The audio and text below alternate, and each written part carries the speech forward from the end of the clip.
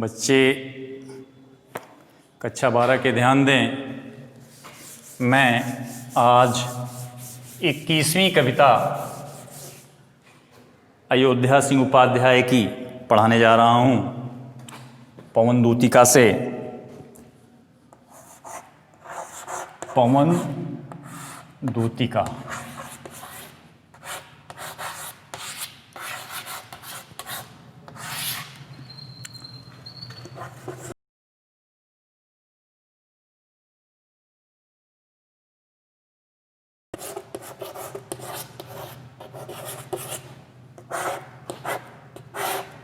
उपाध्याय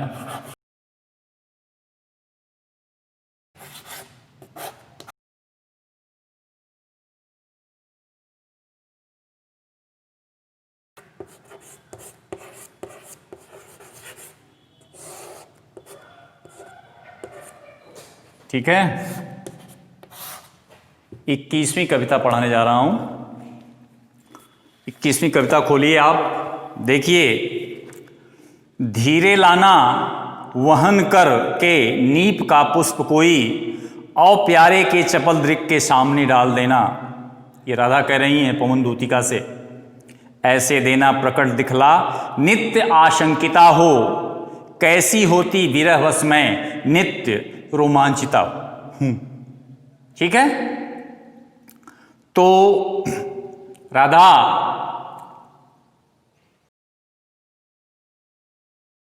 दूती से कह रही हैं कि धीरे लाना वहन। पहले आप कठिन शब्दों का अर्थ जान लीजिए। वहन कर का मतलब ले जाना, ठीक है। नीप का मतलब कदम, कदम्ब। कदम का पेड़ आप देखे होंगे, वही कदम। चपल दृग चंचल नेत्र। चपल का मतलब चंचल, दृग का मतलब नेत्र। आशंकिता का मतलब सशंकित। रोमांचिता का मतलब रोमांचित, खुश। तो देखिए राधा अपनी पवन दूतिका से कह रही हैं कि धीरे लाना, नहीं दूसरी लाइन देखो, और प्यारे के चपल दृक के सामने डाल देना। धीरे लाना वहन करके नीप का पुष्प कोई। हे पवन मेरे प्रियतम की चपल दृग चंचल नेत्रों के सामने, चंचल नेत्रों के समक्ष। राधा पवन दूती से कह रही हैं कि हे पवन मेरे प्रीतम की चपल नेत्रों के सामने नीप का पुष्प कोई। धीरे लाना, धीरे से कोई नीप का पुष्प, कदम का कोई फूल, कदम का पुष्प रख देना। फिर से देखिए आप, धीरे लाना वहन करके नीप का पुष्प कोई, चपल दृक के सामने प्यारे के डाल देना। ऐसे आप अर्थ निकालिए। हे पवन मेरे प्रीतम की चपल आंखों के सामने धीरे लाना, धीरे से कोई नीप का पुष्प, कदम का पुष्प डाल देना, रख देना। ठीक है। फिर से देखिए। हे पवन मेरे प्रीतम, मेरे आराध्य प्रभु श्री कृष्ण के चपल नेत्रों, चंचल नेत्रों के समक्ष नीप का पुष्प, कदम का कोई फूल धीरे से लाकर रख देना। क्लियर है। आप आइए तीसरी लाइन। ऐसे देना प्रकट दिख हो, कैसी होती विरह वश में नित्य रोमांचिता हूं। तो देखिए, ऐसे देना प्रकट दिखला नित्य आशंकिता हो, जिससे यह प्रकट हो सके, जिससे मेरे आराध्य ये जान सकें, ऐसा हाव भाव तुम प्रकट करना उन पुष्पों को, उनके चपल नेत्रों के समक्ष, कदम के पुष्प को जब तुम उनके चपल नेत्रों के समक्ष रखोगी, तो कहने का आशय जिससे प्रकट हो सके कि मैं उनके वियोग में सदैव आशंकित रहती हूं। वो मुझे छोड़कर इतने दिनों से दूर हैं, उनका कोई समाचार नहीं है, उनका कोई हाल चाल नहीं है। ठीक है, और मैं उनके लिए हमेशा आशंकित रहती हूं कि कहीं वे मेरे स्नेह को भूल न जाएं, मेरे इस प्रबल प्रेम को वो भूल न जाएं, इसलिए मैं आशंकित रहती हूं। फिर से देखिए आप, ऐसे देना प्रकट दिखला नित्य आशंकिता हो, जिससे यह भाव प्रकट हो सके कि मैं उनके वियोग में सदैव आशंकित रहती हूं, जिससे यह प्रकट हो सके, यह स्पष्ट हो सके कि मैं उनके वियोग में सदैव सतत अविरल लगातार आशंकित रहती हूं। चौथी, विरहवश मैं नित्य रोमांचिता हूं और मिलन की आशा में, ध्यान दीजिए आप, कैसी होती विरहवश में नित्य रोमांचिता हूं और मिलन की आशा में कदम्ब के फूल की तरह बार बार रोमांचित होती रहती हूं। ध्यान दीजिए आप, देखिए, कैसी होती विरहवश में नित्य रोमांचिता हूं और मिलन की आशा में मैं कदम्ब के फूलों के समान बार बार रोमांचित होती रहती हूं। क्लियर है? चलिए आगे। बैठे नीचे जिस बिटप के श्याम होमे उसी का, कोई पत्ता निकट उनके नेत्र के ले हिलाना, यूं प्यारे को विदित करना, चातुरी से दिखाना, मेरे चिंता विजित चित्त का क्लांत हो कांप जाना। श्याम का मतलब श्री कृष्ण, विटप का मतलब वृक्ष, पेड़, विदित का मतलब बताना, चातुरी का मतलब चतुराई, विजित चित्त का मतलब हृदय को जीत लेना, ठीक है। क्लांत का मतलब चिंतित, दुखी। अब आप इसका अर्थ देखें, बैठे नीचे जिस बिटप के श्याम होमे उसी का। राधा पवन दूती से कहती हैं कि हे पवन दूतिका, जिस वृक्ष के नीचे मेरे श्याम बैठे हों, मेरे प्रीतम बैठे हों, मेरे आराध्य बैठे हों, कोई पत्ता निकट उनके नेत्र के लिए हिलाना, तो तुम उसी का पत्ता उनके समक्ष लाकर हिलाना। जिस पेड़ के नीचे बैठे हों उनके नेत्रों के सामने हिलाना, आगे पीछे करना, ठीक है। यूं प्यारे को विदित करना, चातुरी से दिखाना, पत्ते को चतुराई से हिलाकर, और तुम पत्ते को चतुराई से हिलाकर मेरे आराध्य को इस बात से अवगत करा देना कि चिंता ने मेरे इस हृदय पर विजय प्राप्त कर लिया है। चिंता ने मेरे हृदय पर विजय प्राप्त कर लिया है, अर्थात प्रिय के वियोग में हर पल उन्हीं के लिए मैं चिंतित हुई बैठी रहती। फिर से आप देख लीजिए इसको, बैठे नीचे जिस बिटप के श्याम होमे उसी का। राधा पवन दूती से कहती हैं कि हे पवन दूतिका, बैठे नीचे जिस बिटप के श्याम होमे, मेरे प्रीतम, मेरे आराध्य, मेरे कृष्ण, जिस वृक्ष के नीचे बैठे हों, कोई पत्ता निकट उनके नेत्र के लिए हिलाना।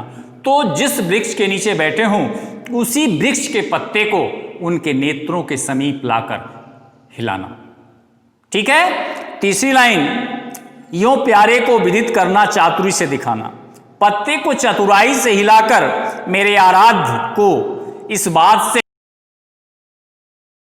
कि मेरे चिंता विजित चित्त का क्लांत हो कांप जाना, कि चिंता ने मेरे हृदय पर विजय प्राप्त कर लिया है, अर्थात प्रिय के वियोग में हर पल मेरी ये आंखें, मेरा ये हृदय चिंतित रहता है। आंखें रोती हैं, हृदय चिंतित रहता है। क्लियर है? चलो आगे। सूखी जाती मलिन लतिका जो धरा में पड़ी हो, तो पांवों के निकट उसको श्याम के ला गिराना, ठीक है। पहले लतिका का मतलब लता, मलिन का मतलब मुरझाई हुई, कुम्हलाई हुई, ठीक है। श्याम का मतलब, ला गिराना का मतलब श्याम के पांव पर ला गिराना, मतलब पाँव के पास रख देना, पाँव पर रख देना। वंचिता का मतलब वंचित, प्रेम रहित जिसको आप कहते हैं। मलिन का मतलब दुखी। तो देखिए अब इसका अर्थ, सूखी जाती मलिन लतिका जो धरा में पड़ी हो। राधा पवन से कहती हैं कि यदि मथुरा की भूमि पर तुम्हें कहीं मुरझाई हुई लता दिखाई दे। मथुरा पवनदूतिका को राधा अपने संदेश को कहने के लिए मथुरा भेज रही हैं। तो रास्ते में अगर तुम्हें कोई मुरझाई हुई लता मिले, तो देखिए फिर से अर्थ, सूखी जाती मलिन लतिका जो धरा में पड़ी हो। राधा पवन से कहती हैं कि यदि मथुरा की भूमि पर तुम्हें कहीं मुरझाई हुई लता दिखाई दे तो पांवों के निकट उसको श्याम के ला गिराना। तो उसे श्री कृष्ण के पास, तो उसे श्री कृष्ण के पैरों पर उड़ा ले जाकर रख देना, उड़ाकर ले जाकर उनके पांव पर, पैरों पर रख देना। ठीक है, तो पांवों के निकट उसको श्याम के ला गिराना, तो उसे श्री कृष्ण के पैरों के पास उड़ाकर लाकर गिरा देना या लाकर उनके पांव पर रख देना। यूं सीधे से प्रकट करना प्रीति से वंचिता हो, उनके सामने स्पष्ट रूप से बता देना। राधा पवनदूतिका से कह रही हैं कि मेरे आराध्य से स्पष्ट रूप से बता देना कि प्रेम, प्रीति से वंचिता, प्रेम से रहित होकर मेरा होना अति मलिन और सूखते नित्य जाना। मैं भी उसी लता की तरह मुरझाकर सूखती चली जा रही हूं। लता को कृष्ण के पांव के पास रखने का क्या मतलब, कि जब उस लता को देखेंगे